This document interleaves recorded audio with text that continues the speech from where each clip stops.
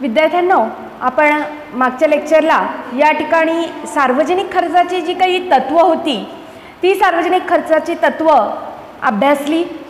सार्वजनिक खर्चाचं वर्गीकरण जे आहे ते सार्वजनिक खर्चाचं वर्गीकरण कशा पद्धतीने केलं जातं याचा अभ्यास आपण मागच्या लेक्चरला केलेला होता। आज आपण या ठिकाणी भारतातील सार्वजनिक खर्चातील वाढीची कारणं नेमकी कोणती कोणती आहेत हे अभ्यासणार आहोत। सार्वजनिक सत्तेचं कार्यक्षेत्र आपण म्हणतो जसजसं वाढत गेलं तसतशी या ठिकाणी सार्वजनिक खर्च जो आहे या सार्वजनिक खर्चामध्ये देखील वाढ होत गेलेली दिसून येते।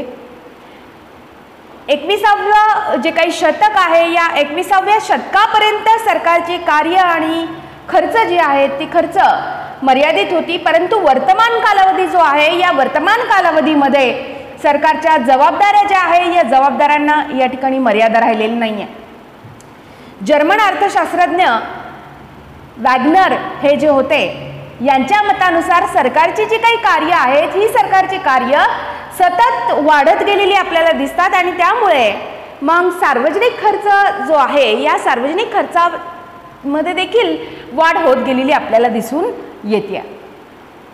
आता सार्वजनिक खर्चामध्ये वाढ होण्याचं प्रमुख कारण या ठिकाणी सरकारची वाढती आर्थिक आणि सामाजिक जबाबदारी हे देखील आपल्याला या ठिकाणी सांगता येऊ शकते आणि त्या अनुषंगानेच या ठिकाणी या सार्वजनिक खर्चामध्ये कशी वेगाने वाढ होत गेली आणि त्याला नेमकी कोणती कोणती कारणं जबाबदार आहेत ही कारणं आपण आजच्या तासाला अभ्यासणार आहोत। त्यातलं पहिलं कारण जे आहे ते म्हणजे संरक्षण खर्च जो आहे या संरक्षण खर्चामध्ये वाढ झालेली आपल्याला दिसून येते।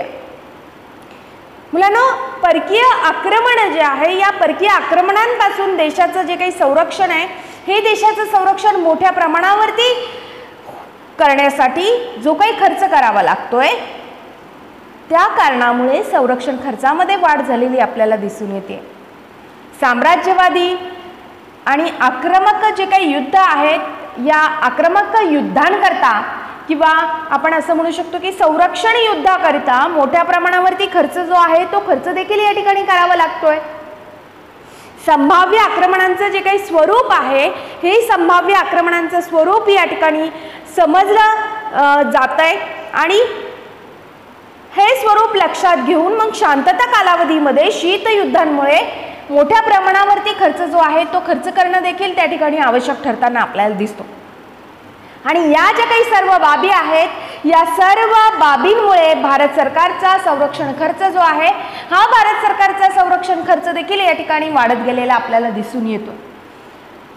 आता युद्ध साहित्य निर्मिती किंवा उच्च तंत्रज्ञानाचा वापर जो आहे हा उच्च तंत्रज्ञानाचा वापर देखील या ठिकाणी करावा लागतोय आणि ही जी काही सर्व कारणं आहेत या सर्व कारणांमुळे संरक्षण खर्च जो आहे त्या संरक्षण खर्चामध्ये या ठिकाणी वाढ होत गेलेली आपल्याला दिसून येते। पुढचा जो मुद्दा आहे तो म्हणजे आपल्याला सांगता येईल की लोकसंख्येमधील वाढ हे एक कारण आहे सार्वजनिक खर्चाच्या वाढीचं।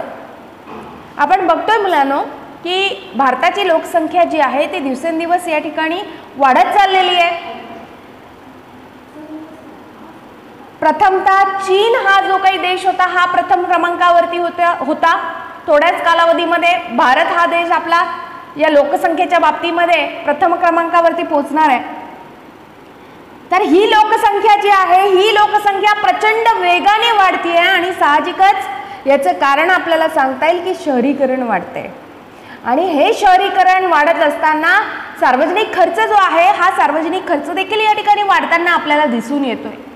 म्हणजेच वाढत्या लोकसंख्येमुळे या ठिकाणी आपण असं म्हणू शकतो की वाढत्या लोकसंख्येच्या ज्या काही गरजा आहेत मग त्यामध्ये शिक्षण असेल, आरोग्य असेल, सामाजिक सेवा असतील, सुविधा असतील या सर्वांचा समावेश त्या ठिकाणी होताना आपल्याला दिसतो आणि या सर्वांचा समावेश होत असताना या ठिकाणी सरकारवरती सार्वजनिक खर्च करण्याची जबाबदारी जी आहे ही जबाबदारी देखील येऊन पडताना आपल्याला दिसते। म्हणजेच शाळा, दवाखाने, दळणवळणे, पाणी पुरवठा, वीज, सांडपाणी व्यवस्था उद्यानं इत्यादींवरचा जो काही खर्च आहे हा खर्च वाढत्या लोकसंख्येनुसार या ठिकाणी वाढताना आपल्याला दिसतो. सन 1991 मध्ये जर आपण बघितलं तर भारताची लोकसंख्या जी आहे ती या ठिकाणी 36.5 कोटी इतकी होती आणि आज जवळजवळ आपण म्हणतो 121 कोटीच्या घरात भारताची लोकसंख्या जी आहे ती पोहोचलेली आहे. साहजिकच एवढी वेगाने होणारी जी काही लोकसंख्येची वाढ आहे ही वाढ या सार्वजनिक खर्चाला कारणीभूत ठरत असताना आपल्याला दिसून येते. तिसरा जो मुद्दा आहे मुलांनो तो म्हणजे कल्याणकारी राज्याच्या संकल्पनेचा देखील या ठिकाणी स्वीकार करणं गरजेचं आहे. पूर्वीच्या काळी जर आपण बघितलं तर पूर्वीच्या काळी सरकारची जी काही कार्य आहेत ही सरकारची कार्य जर आपण बघितली तर ती मर्यादित स्वरूपामध्ये असलेली आपल्याला दिसून येत होती आणि त्यामुळे पूर्वी सरकारी खर्च जो आहे तो खर्च देखील या ठिकाणी कमी राहिला. शांतता आणि संरक्षण या कार्यावरती फक्त भर दिला जात होता. रक्षक आणि संरक्षक किंवा ज्याला आपण पोलीस स्टेट ही संकल्पना या ठिकाणी नंतरच्या कालावधीमध्ये मान्य झाली आणि त्यामुळे सरकारचं कार्यक्षेत्र हे जे आहे हे सरकारचं कार्यक्षेत्र मर्यादित न राहता सरकारचं कार्यक्षेत्र हे व्यापक स्वरूपामध्ये झालेलं आपल्याला दिसून येत आहे.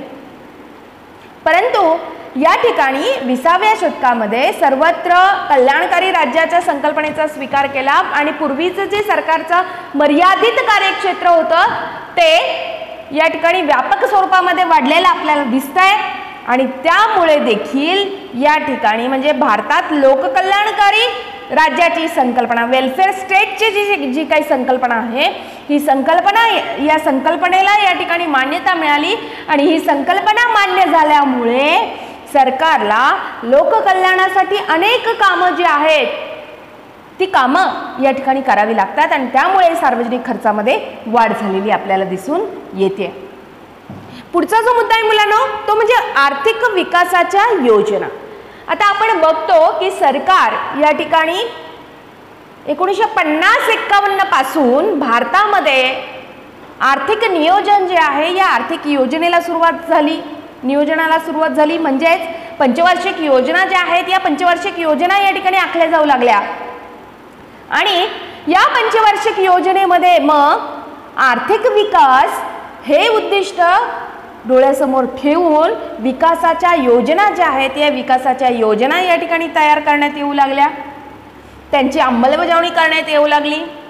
आर्थिक विकासाच्या योजना ज्या आहेत या आर्थिक विकासाच्या योजनांवरती प्रचंड प्रमाणामध्ये सरकारला खर्च करावा लागला. देशाचा सर्वांगीण जर विकास करायचा असेल तर हा सर्वांगीण विकास घडवून आणण्यासाठी म्हणजे थोडक्यात आर्थिक विकास जो आहे हा आर्थिक विकास जर घडवून आणायचा असेल तर त्यासाठी सरकार कर्ज, परकीय मदत, चलनवाढ इत्यादी विविध मार्गांनी पैसा जो आहे हा पैसा या ठिकाणी उपलब्ध करून खर्च करत असलेली आपल्याला दिसते आहे. म्हणजे थोडक्यात आर्थिक विकासाच्या ज्या काही योजना आहेत या आर्थिक विकास योजनांवरती करावा लागणारा जो काही खर्च आहे या करावा लागणाऱ्या खर्चामुळे भारताचा सार्वजनिक खर्च जो आहे हा भारताचा सार्वजनिक खर्च काय झालेला आहे उत्तरोत्तर या ठिकाणी वाढत गेलेला आपल्याला दिसून येतोय. हा झाला चौथा मुद्दा की सार्वजनिक खर्च जो आहे त्याला आर्थिक विकासाच्या योजना देखील कारणीभूत ठरताना आपल्याला दिसतात. पाचवा मुद्दा जो आहे तो म्हणजे लोकशाही संस्थांच्या कामकाजावरील खर्च जो आहे या कामकाजावरील खर्चामध्ये देखील या ठिकाणी वाढ झालेली आपल्याला दिसून येते. म्हणजे भारतामध्ये लोकशाही राज्य पद्धती आहे आणि या लोकशाही राज्य पद्धतीचा जो काही स्वीकार आपण म्हणतो हा स्वीकार केलेला आपल्याला दिसून येतो. लोकशाही राज्य पद्धती ही सर्वात जास्त किंवा सर्वात खर्चिक पद्धत म्हणून मानली जाते आणि त्यामुळे निवडणुकीच्या वेळी या ठिकाणी सरकारला मोठ्या प्रमाणावरती खर्च जो आहे तो खर्च करावा लागतोय. आता बघा आपण असं म्हणू शकतो की राजकीय पक्ष जे आहेत विविध राजकीय जे काही पक्ष आहेत या पक्षांच्या मतभेदामुळे या ठिकाणी देशावरती किंवा देशामध्ये सतत मुदतपूर्व निवडणुका ज्या आहेत या मुदतपूर्व निवडणुका लादल्या जातात आणि मग त्यामध्ये लोकसभा असेल, विधानसभा असेल किंवा स्थानिक स्वराज्य संस्था असेल, यांच्या कारभारावरचा जो काही खर्च आहे हा खर्च दिवसेंदिवस काय होतोय मग वाढताना आपल्याला दिसतो. लोकशाही राज्य पद्धतीमध्ये सरकार या ठिकाणी जनतेला जबाबदार असल्या कारणामुळे वेळोवेळी दौरे काढून या ठिकाणी लोकमताचा जो काही कल आहे हा लोकमताचा कल या ठिकाणी जाणून घ्यावा लागतो आणि मग विविध कामांसाठी समित्या असतील, आयोग असेल, या समित्यांची किंवा आयोगांची स्थापना करावी लागते किंवा ते नेमावे लागतात आणि मग ह्या सर्व बाबी ज्या आहेत या सर्व बाबींवरती सरकारला खूप मोठ्या प्रमाणावरती खर्च जो आहे तो खर्च करावा लागतो. म्हणजे थोडक्यात लोकशाही संस्थांच्या कामकाजावरील जो काही खर्च आहे या खर्चामध्ये देखील वाढ झाल्यामुळे सार्वजनिक खर्चामध्ये काय झालेली दिसते आपल्याला, वाढ झालेली दिसून येते. सहावा जो मुद्दा आहे तो म्हणजे आर्थिक मंदीसारखी जी काही संकट आहेत ही आर्थिक मंदीसारखी संकट या ठिकाणी उद्भवलेली आपल्याला दिसून येतात. म्हणजे 1930 चा जर आपण कालावधी बघितला तर या कालावधीमध्ये जागतिक महामंदीचा अनुभव भारताने घेतलाय. म्हणजेच हा अनुभव जर आपण विचारात घेतला तर त्यावेळी आर्थिक मंदी जी आहे या आर्थिक मंदीमधून देशाला बाहेर काढण्यासाठी देखील देशाला मोठ्या प्रमाणावरती खर्च जो आहे तो खर्च करावा लागलेला होता. म्हणजेच सन 2008 आणि 2009 मध्ये आर्थिक मंदी जी आहे ही आर्थिक मंदी या ठिकाणी बऱ्याच विकसित देशांमध्ये असलेल्या औद्योगिक मंदीची किंवा विशेषतः जर आपण बघितलं तर अमेरिकेतील मंदीची झळ जी आहे ही भारतीय अर्थव्यवस्थेला या ठिकाणी त्या कालावधीमध्ये ही मंदीची झळ भारतीय अर्थव्यवस्थेपर्यंत पोहोचलेली आपल्याला दिसून येते. साहजिकच जे काही उद्योगधंदे होते या उद्योगधंद्यांना दिलेल्या ज्या काही सवलती आहेत किंवा पॅकेजेस आहेत यांच्यामुळे सार्वजनिक खर्चामध्ये देखील या ठिकाणी वाढ झालेली आपल्याला दिसून येते. म्हणजेच आर्थिक मंदी जी आपण म्हणतो या आर्थिक मंदीच्या कालावधीमध्ये देशामध्ये उत्पादन, रोजगार, उत्पन्न इत्यादींची घट जी आहे ती घट या ठिकाणी होताना आपल्याला दिसते आणि ही घट होत जाऊन अर्थव्यवस्थेमध्ये निराशाजनक वातावरण जे आहे हे निराशाजनक वातावरण देखील या ठिकाणी तयार झालेला दिसून येते. भारत सरकार जे आहे या भारत सरकारला देखील या ठिकाणी सतत आर्थिक मंदीच्या समस्येला या ठिकाणी तोंड द्यावं लागतंय. आर्थिक मंदी जी आहे या आर्थिक मंदीमधून देशाला जर बाहेर काढायचं असेल तर शेती आणि औद्योगिक क्षेत्रामध्ये मोठ्या प्रमाणावरती जो काही खर्च आहे तो खर्च या ठिकाणी करावा लागतो. रोजगार पातळी आणि उत्पन्न पातळी यामध्ये वाढ जी आहे ही वाढ जर करायची असेल तर सरकारला खर्च जो आहे तो खर्च देखील या ठिकाणी करावा लागतोय आणि त्या दृष्टिकोनातून मग शेती आणि सार्वजनिक जे काही उपक्रम आहेत या उपक्रमांमध्ये गुंतवणूक जी आहे ती गुंतवणूक देखील या ठिकाणी वाढवावी लागते. म्हणजे थोडक्यात वारंवार उद्भवणाऱ्या आर्थिक मंदीची जी काही संकट आहेत या संकटांवरती उपाययोजना ज्या आहेत या उपाययोजना देखील या ठिकाणी कराव्या लागत असल्यामुळे सार्वजनिक खर्च जो आहे हा सार्वजनिक खर्च या ठिकाणी वाढलेला आपल्याला दिसून येतो. हा झाला एक मुद्दा. पुढचा जो मुद्दा आहे तो आपण म्हणतो सामाजिक सुरक्षितता जी आहे. सातवा मुद्दा, सामाजिक सुरक्षितता योजनांसाठी देखील खर्च जो आहे तो खर्च केला जातोय. म्हणजेच इतर देशांप्रमाणे भारत सरकारने देखील सामाजिक सुरक्षिततेच्या दृष्टिकोनातून ज्या काही योजना आहेत त्या योजनांवरती देखील अधिक भर दिलेला आपल्याला दिसून येतोय. सामाजिक सुरक्षितता हे सरकारचं महत्त्वाचं कर्तव्य या ठिकाणी मांडल्यामुळे सार्वजनिक खर्च जो आहे हा सार्वजनिक खर्च वाढत असलेला आपल्याला दिसतोय. नागरिकांना बेकारी, अपघात, वार्धक्य अपंगत्व, आजार, अपमृत्यू इत्यादी संकटांना किंवा आपत्तींना या ठिकाणी तोंड द्यावं लागतं. आपत्तीच्या कालावधीमध्ये नागरिकांना मदत करणं हे सरकारचं कर्तव्य जे आहे ते कर्तव्य या ठिकाणी ठरतं. सामाजिक सुरक्षा योजनांनुसार सरकारला आर्थिक सहाय्य, बेकारी विमा, आरोग्य विमा, निवृत्ती वेतन इत्यादी मार्गांनी मदत जी आहे ती मदत देखील या ठिकाणी द्यावी लागते. आणि त्यासाठी कराव्या लागणाऱ्या जे काही खर्च आहे त्यासाठी कराव्या लागणाऱ्या खर्चांमुळे भारतातील सार्वजनिक खर्च जो आहे हा सार्वजनिक खर्च देखील या ठिकाणी वाढत असलेला आपल्याला दिसून येतो. हा झाला 7वा मुद्दा. 8वा मुद्दा जो आहे तो म्हणजे किंमत पातळीमध्ये देखील वाढ झालेली आपल्याला दिसते आणि त्यामुळे देखील सार्वजनिक खर्च जो आहे या सार्वजनिक खर्चामध्ये वाढ झालेली आपल्याला दिसून येते. म्हणजे भारतामध्ये स्वातंत्र्योत्तर कालावधीमध्ये सर्वच ज्या काही वस्तू आहेत या सर्वच वस्तू, सेवांच्या किमती या जर आपण बघितल्या तर त्या सातत्याने या ठिकाणी वाढत आहेत. किमतीमध्ये होणारी जी काही वाढ आहे या किमतीमध्ये होणाऱ्या वाढीमुळे सरकारला ज्या विविध बाबींवरती या ठिकाणी खर्च करावा लागतो तो वाढत असलेला आपल्याला दिसतोय. गेल्या 3 दशकामध्ये जर आपण बघितलं तर भारतातील किंमत पातळीमधील जी काही वाढ आहे ती वाढ प्रतिवर्षी 5 ते 6% राहिलेली आपल्याला दिसून येते. म्हणजेच थोडक्यात किंमत पातळीमध्ये होणाऱ्या मोठ्या प्रमाणावरील वाढीमुळे भारतातील सार्वजनिक खर्च जो आहे या सार्वजनिक खर्चामध्ये देखील वाढ घडून आलेली आपल्याला दिसून येते. हा झाला 8वा मुद्दा. 9वा मुद्दा जो आहे तो म्हणजे आर्थिक स्थैर्य टिकवण्यासाठी देखील खर्च करावा लागतोय. मुलांनो, अर्थव्यवस्थेचं जे काही स्थैर्य आहे हे स्थैर्य टिकवण्यामध्ये बाजार यंत्रणा जी आहे या बाजार यंत्रणेला आलेलं जे काही अपयश आहे या अपयशामुळे बहुतेक देशातील जे काही सरकार आहे त्या सरकारांनी आर्थिक आणि वित्तीय जे काही धोरण आहे हे धोरण आखून ते टिकवून ठेवण्याची जबाबदारी जी आहे ही जबाबदारी स्वतःकडे घेतलेली आहे. भारत सरकारकडून या धोरणांची अंमलबजावणी जी आहे ही अंमलबजावणी केली जाते.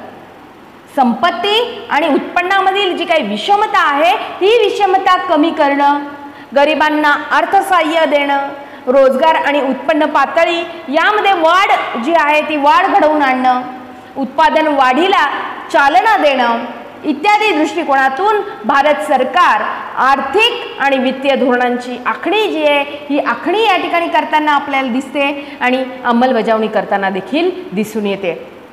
म्हणजेच थोडक्यात देशामध्ये आर्थिक स्थैर्य जर टिकवायचं असेल तर विविध जी काही धोरणं आहेत या विविध धोरणांची या ठिकाणी आखणी केली जाते, अंमलबजावणी केली जाते आणि त्या अंमलबजावणीसाठी मोठ्या प्रमाणावरती खर्च करावा लागतो आणि परिणामी भारताच्या सार्वजनिक खर्चामध्ये वाढ झालेली आपल्याला दिसून येते. पुढचा जो मुद्दा आहे मुलांनो तो म्हणजे 10वा मुद्दा आकस्मिक खर्च. आता विविध प्रकारच्या आपत्तीमुळे अचानक उद्भवणारी जी काही संकट आहेत या संकटांवरती जर मात करायची असेल तर ही मात करण्यासाठी सरकारला मोठ्या प्रमाणावरती खर्च जे आहे ते खर्च करावे लागतात.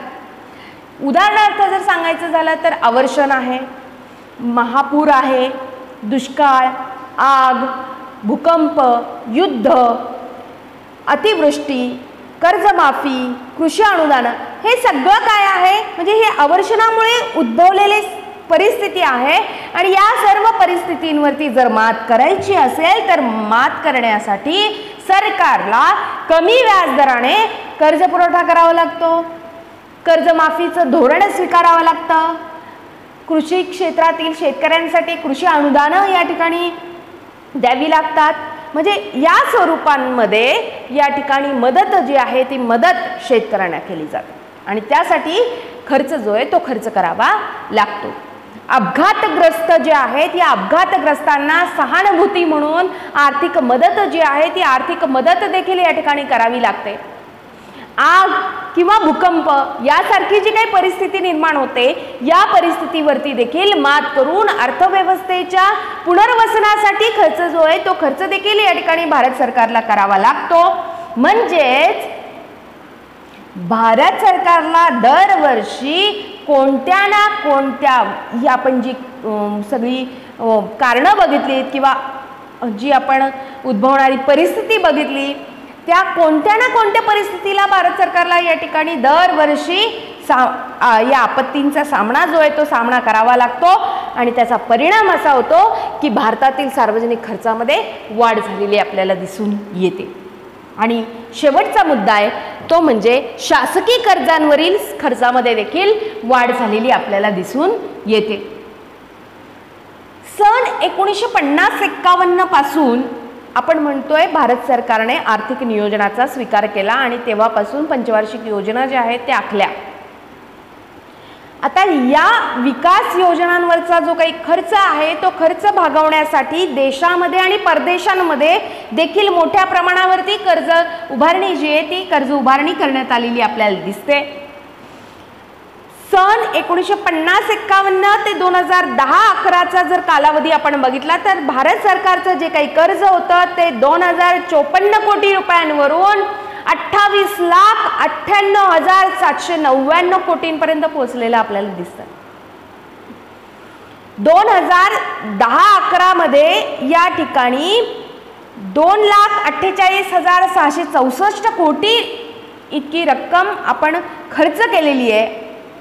भारताच्या चालू महसुली खर्च जो आहे त्या खर्चामध्ये व्याजावरील खर्चाचं प्रमाण जर आपण बघितलं तर 1950-51 मध्ये फक्त 11% इतकं होतं, परंतु 10-11 मध्ये जर हे प्रमाण बघितलं तर ते 24% वाढलं आणि पुन्हा 14-15 मध्ये कर्ज सेवांवरील खर्चासाठी तरतूद जी आहे ती 4,17,011 कोटी रुपयांची तरतूद या ठिकाणी करावी लागली. म्हणजेच या ठिकाणी सार्वजनिक खर्चामध्ये शासकीय कर्ज सेवांवरील खर्च जो आहे तो दिवसेंदिवस या ठिकाणी वाढत चाललेला आपल्याला दिसून येतोय. मुलांनो, आजच्या तासाला आपण ही 11 कारणं जी आहेत ही भारतातील सार्वजनिक खर्चाच्या वाढीची कारणं आपण अभ्यासली. पुढच्या तासाला आपण सार्वजनिक खर्चाचे जे काही परिणाम आहेत ते परिणाम या ठिकाणी अभ्यासणार आहोत. धन्यवाद.